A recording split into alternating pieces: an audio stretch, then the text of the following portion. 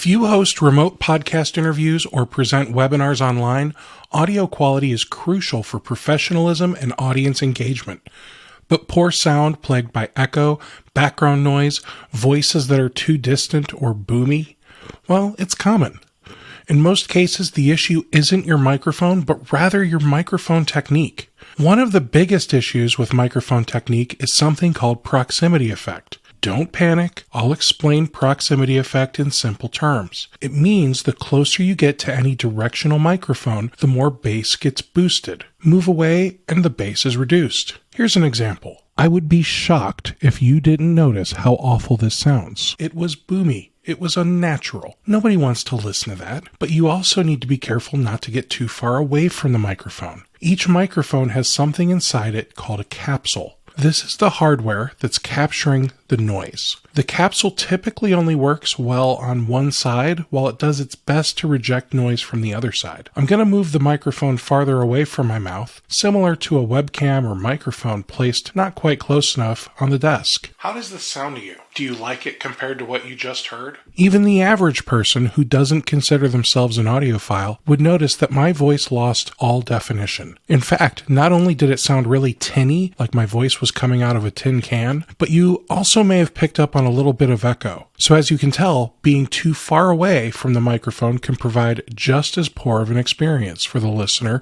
as being too close. Joe Rogan always tells his guests that they should be about a fist away from the microphone. Having the microphone capsule facing your mouth and being 4-ish inches away is optimal for spoken word. Plosives. It's like the word explosive without the EX at the beginning. Plosives are sounds that are caused by extra bursts of air that come from your mouth. These are typically caused by the letters T, K, P, D, G, and B. I feel like I'm doing an eye exam. Blowing air onto the microphone capsule will prevent it from picking up other sounds in the room, especially the one you're trying to capture. Your voice. Now the microphone I'm using, the Shure MV7, comes with an excellent built-in windscreen that handles plosives well as long as you're at the right distance. If your microphone doesn't have a good windscreen or you're still getting plosives, there are a couple of options. One, you could buy a pop filter and attach it to your microphone. Option 2 is a little hack that I use.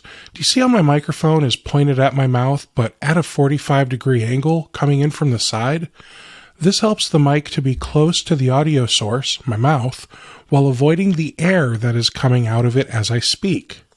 The air goes this way, right? Look at that. I just saved you $12 on a pop filter. Another thing that you should consider is the room you're in. If you're in a home office like me, then the chances are you'll have some natural room treatments. Things like carpeting, curtains, artwork on the walls, and furniture. These all help diffuse the sound and prevent echoes. On the flip side, you notice how your singing voice is always on point when you're showering? Consider the atmosphere. You're surrounded by hard surfaces in a rectangle. That's the perfect atmosphere for creating natural sounding echo and reverb. If you don't like how much echo or reflection you're hearing in your recordings, try adding some room treatments. Finally, let's talk about EQ and compression. Now we're getting into advanced stuff, and if you choose to implement everything else I suggested and stop here, you're still far ahead of most people I've interviewed in the past. EQ is short for equalizer, and it's how you can craft the tone of your sound. Your car probably has bass and treble settings. This is a very simple EQ. There are some seriously advanced EQs out there, and I could give a 2-hour lecture on crafting the perfect equalizer for your voice. But let's keep it simple. The Shure MV7 that I'm using has a few EQ presets built into the software. Other microphones by Rode and Elgato have some EQ presets too. There's nothing wrong with using a preset, and in fact, for most people, it's going to clean up some of the harsh tones in your voice and make you sound a bit clearer. The other tool I mentioned is compression. This is another tool that has a ton of advanced options out there and a ton of science around building out the perfect compression model for your voice. Compression is like an automatic volume control that gently reduces loud spikes and brings up lower sections to a consistent level. This makes vocals fully present front to back, not just when you get excited and get too close to the mic.